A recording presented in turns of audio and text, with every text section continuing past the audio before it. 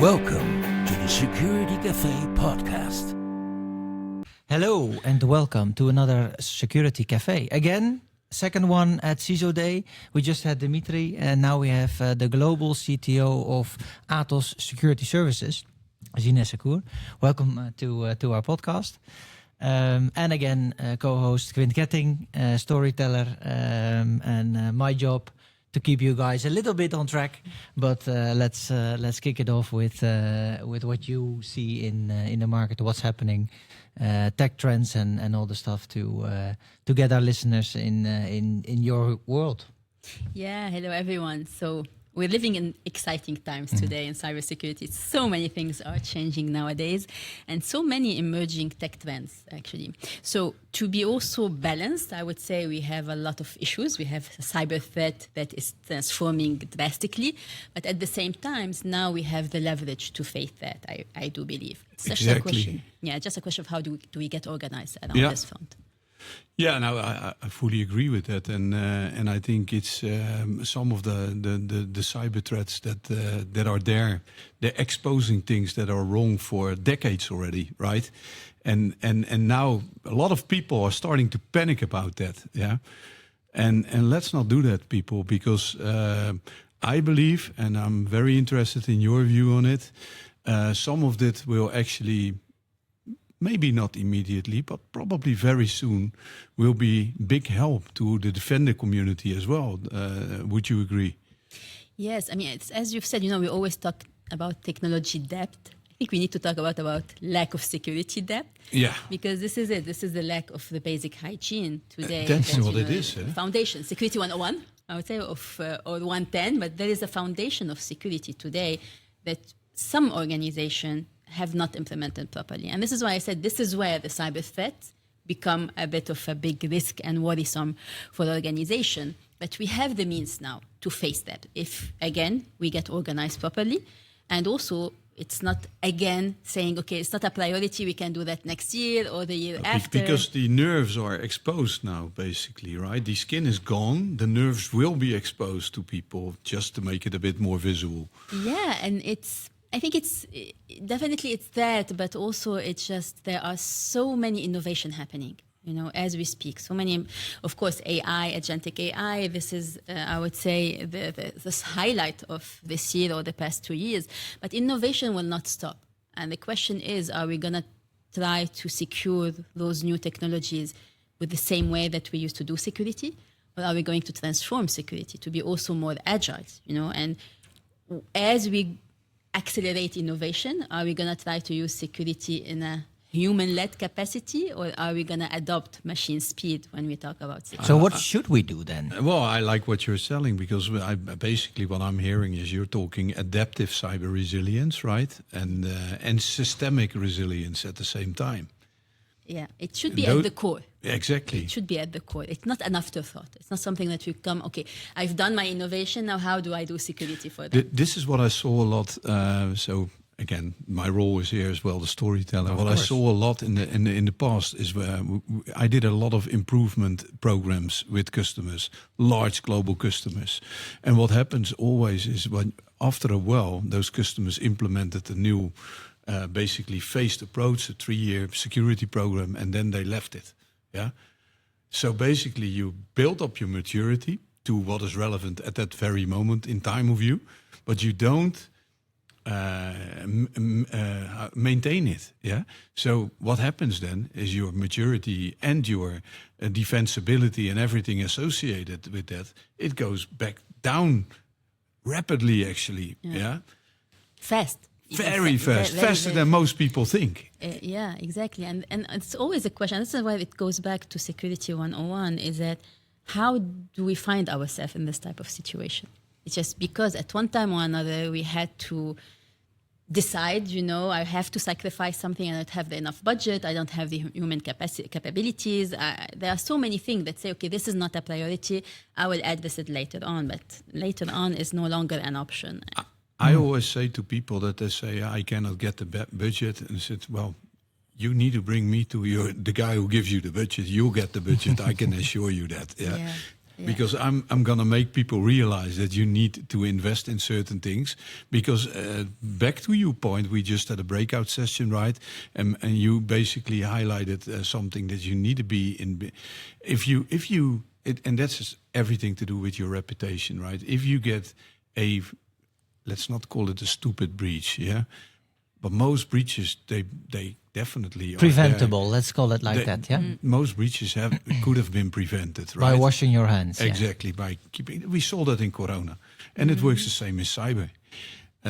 So then all of a sudden your reputation goes down the drain, and you have not invested. So if you don't get the money, you haven't got the right question addressed to the people giving you the money. Because at the end of the day, it's about protecting your brand that you're working for. And it's about credibility. Yeah, that's absolutely. Because I think, and this is also a good news, is that the citizen, the customer, the end user, whatever you want to call them for organization, are becoming more tech savvy and specifically security savvy. At least from a privacy perspective, I want to know what you're doing with my data. I want to make sure that you're someone I can trust with my data. Mm-hmm. So I think this helps also, because organizations then understand that for me to build trust and maintain trust with my customer, I need to have a sound security program and security strategy. And to your question before, okay, how do we do that? Mm-hmm. I think the basic element is to start and understand what are the risks, the business risks that fall on my organization, because I will never secure a water treatment company the same way I'm going to secure a healthcare company, the same way I'm going to secure retail or banking. You know, every organization has a different ecosystem. DNA. Well, it's not DNA, but it's about the purpose of your existence. And to me, it starts there. We always say within our approach, we say prepare, respond, adopt. And first step in prepare is understanding who you are, as an organization. I've said this many times. He will shout at me if I say that one more time, I believe. But you're absolutely right, spot on that.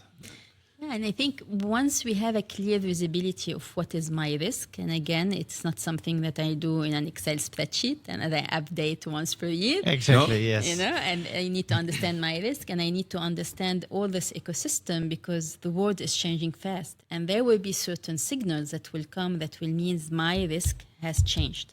Yep. Some risk that were listed as priority, low priority or medium priority immediately will become a high priority. So again, takes us to agility and to adapt in the PRA. And we need to be able to have a clear risk assessment, and then being able to update it regularly on the phone. Funny anecdote on that. We were in a session last Monday with a former CISO of a very large manufacturing company. And they basically were talking about, someone said in the room, we should only prioritize the high severity CVEs. Exactly. And I said, but that's not the right approach, because the low severity can become a very high severity before you know it, if somebody does something with it. And then it can go super quick, Yeah, and that today really you can quick. Actually chain multiple low-level vulnerability into exploitable. Into an exploitable. Because the old systems, they're all built like, is it exploitable? No, not at the moment. Is it easy to exploit? No, not at the moment. But with all these new machine LLMs that we have, it will become very fast exploitable and not so difficult, even though it's really complex. Including your mitigation factors, right? So you mitigate something by switching it off from talking to the internet.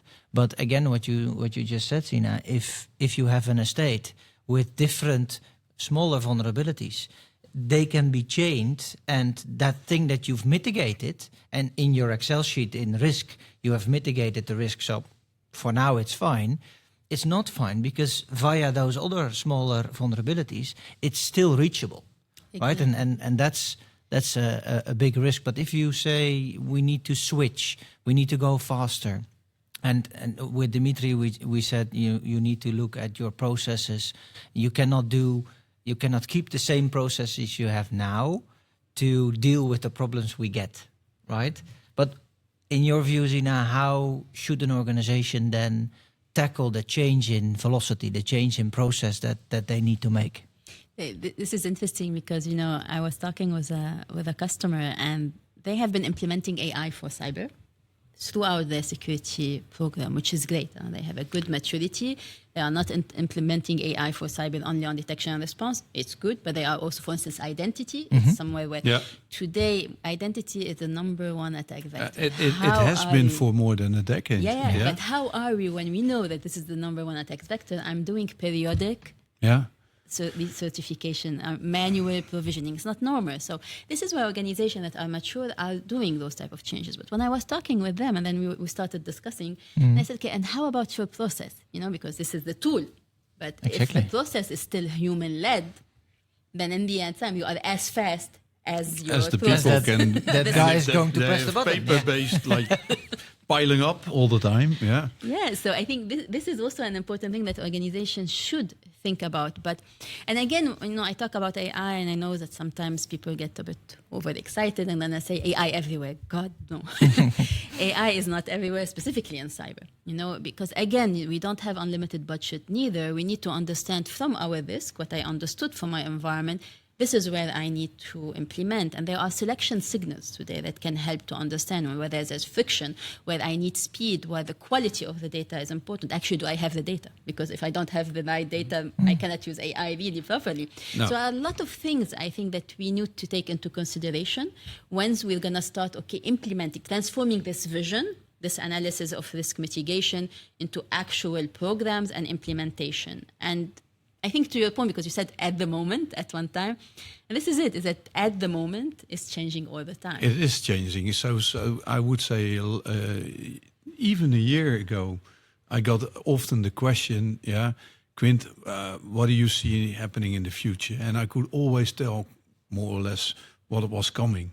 Today I have more difficulties with it. Of course, I can hallucinate a little bit on it, but it is more difficult to predict what's coming because of these major developments. And I give you another example, which is funny. How many times do you speak to people that said, I don't use AI? Yeah. Do you use Google? Yes. It will answer to you, right? Yeah, but it's a search engine. No, that's AI. Or even older, my mom, I'm not using AI. You drive a car, right? Yes. But there's no computer in it. I said, no. But what happens if you drive towards a traffic light? Yeah, it's red and then it turns green. So it's AI. It's very old AI, but it is still AI. It's an algorithm that was programmed to do.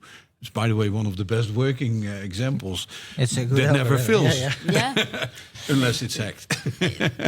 Exactly. No, I think it goes back again to this approach of what is really AI today. And for organizations, they believe is that if I build an AI platform and I created AI algorithms and model, then I have AI. But when they go and see all those supply chain, how many of the software in your supply chain are using AI today? Yeah. And do we have an answer for that? Do you know it? Yeah. Because if we don't have an answer, we are exposed as well. This is a risk that we are not actually controlling. Yeah. So I would say we discussed we shouldn't go too deep into AI, and yet here we are. So let's do it anyway. Why not? I like the topic a lot. Now we have AI protection in place, right?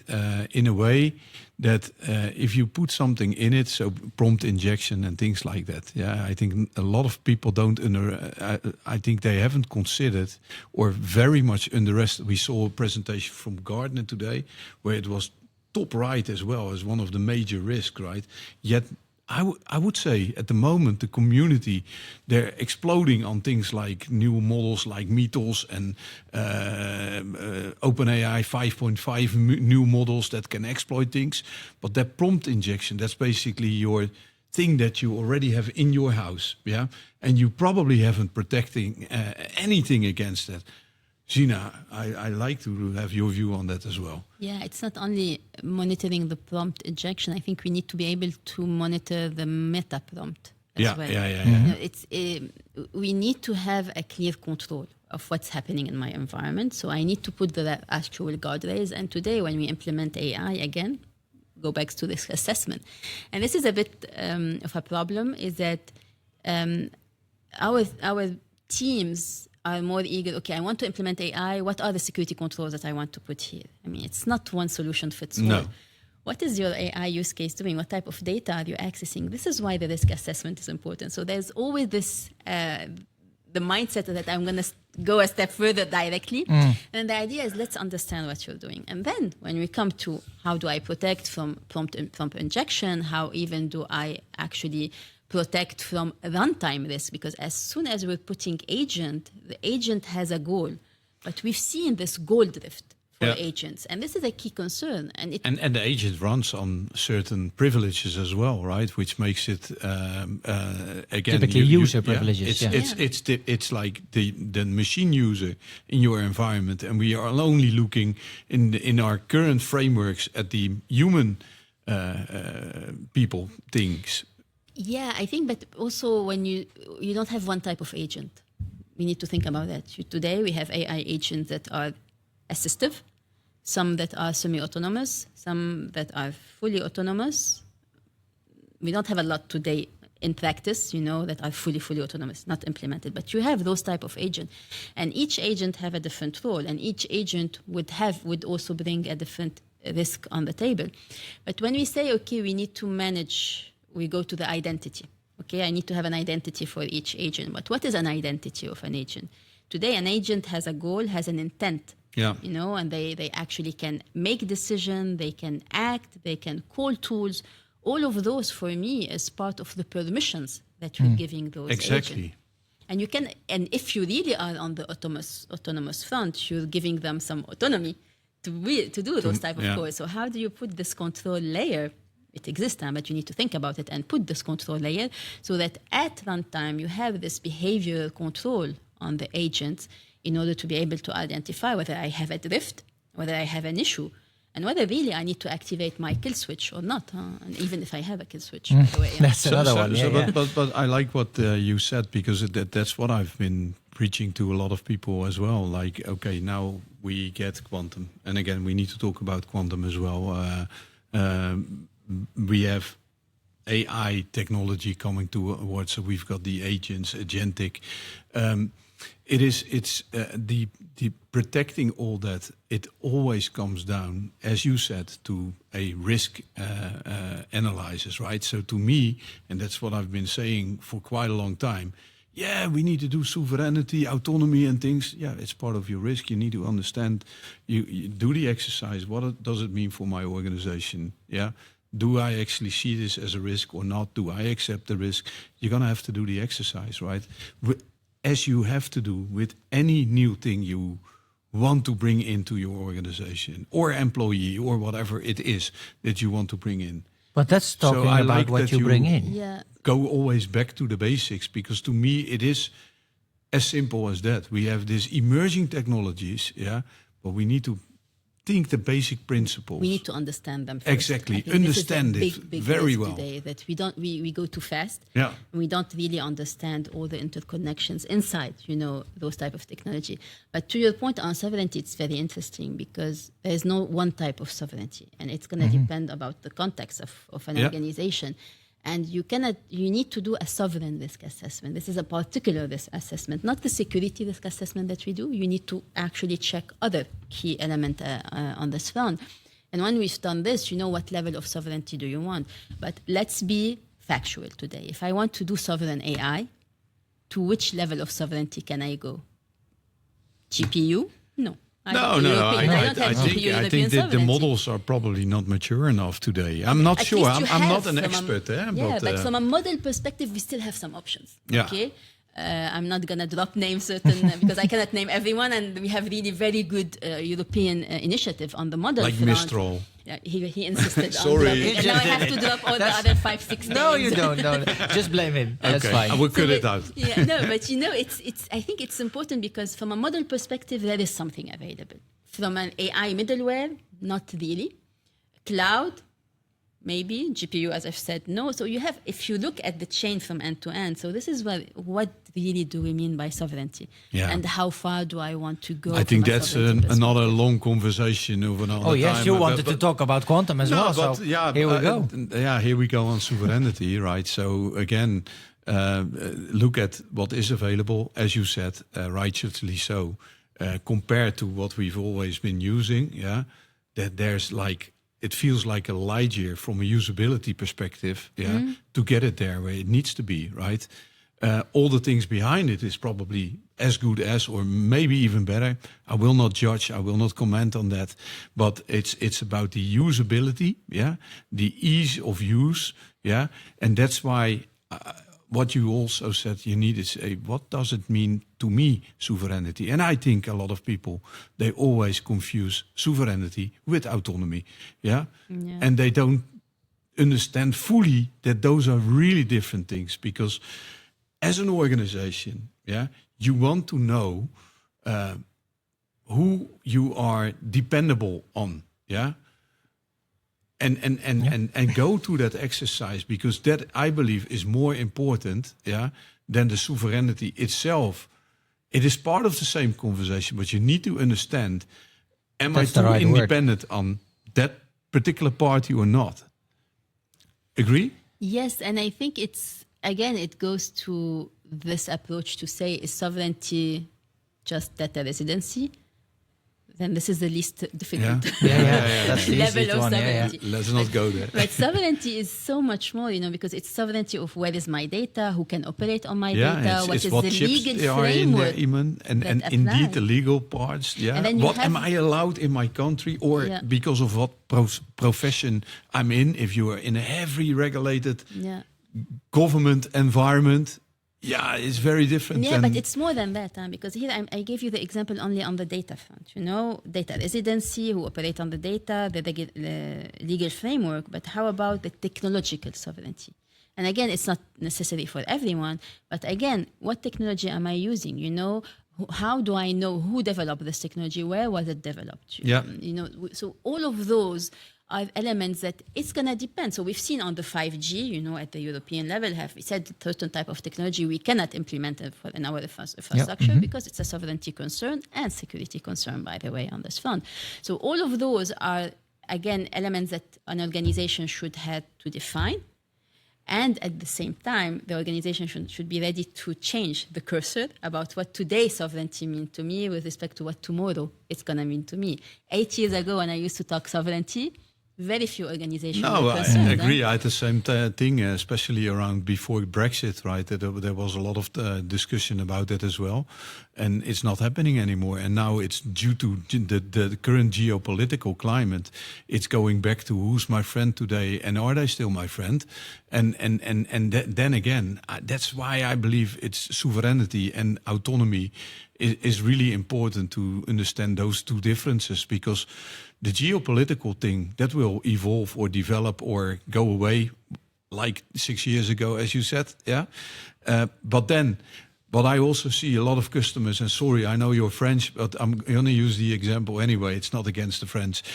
What I see now a lot in Europe, French is probably technology, the most far in the technology development areas in Europe, together with the Germans. And what you now see is, okay, we're going to basically put everything in a German cloud or a French cloud. And then I think like, okay, but what if some of the leaders that we always considered our friends, are all of a sudden a new French minister goes and start doing weird things? Yeah, let's not go too deep in it. Yeah. How are we looking at that then? I think it and that's the same like 8 years ago. That feels safe enough. Because this one, because I think it's closer. It's my friend, but I always thought the US was my friend as well. Exactly. But I think also, we're not going to talk about politics. No, we are not. But there's something that's important for me is that Europe, we really need to protect. We need to be able to, in Dutch we say, pull up our own hoses, our own pants. Yeah, but which it's an identity. Exactly. I mean, it's very important. I think when I think about also my daughter, and I think for the next generation, we've built something that's very good. Maybe we've done errors throughout this journey, but we have now, I think, this identity. The identity of we are European, we are here, we're stronger together. And I think this is what we need to protect. Yeah. And this is why today I don't believe we can answer the sovereignty need or this need for autonomy by actually going at a country level.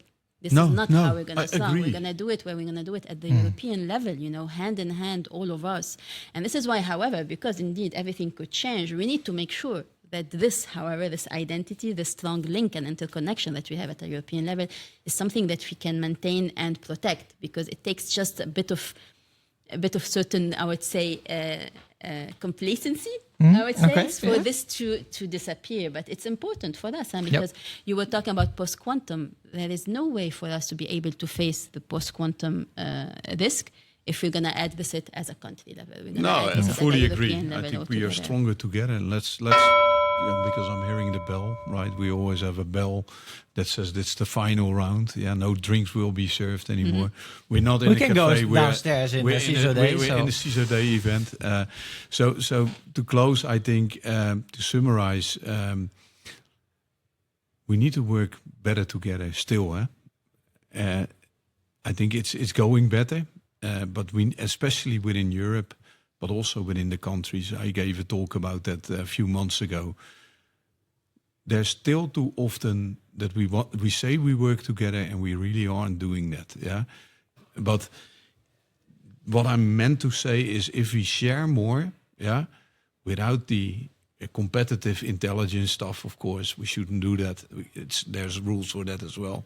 But on certain security elements, we need to share more, not just intelligence and stuff like that. Yeah, we need to share more. We need to have an ecosystem. Exactly, where it's safe to do that. This bubble of trust, where we know that we can share all together. But I think also we need to encourage innovation at the European level. We need to invest more. We need to make sure that also us organization, will trust those startups and will support them, will also implement those startups, those new technologies and innovative security technology that are coming from the European brains, and also try to implement that. This is how we encourage also the development of this local market, whether it's about securing AI, preparing for post-quantum, or from a sovereign perspective.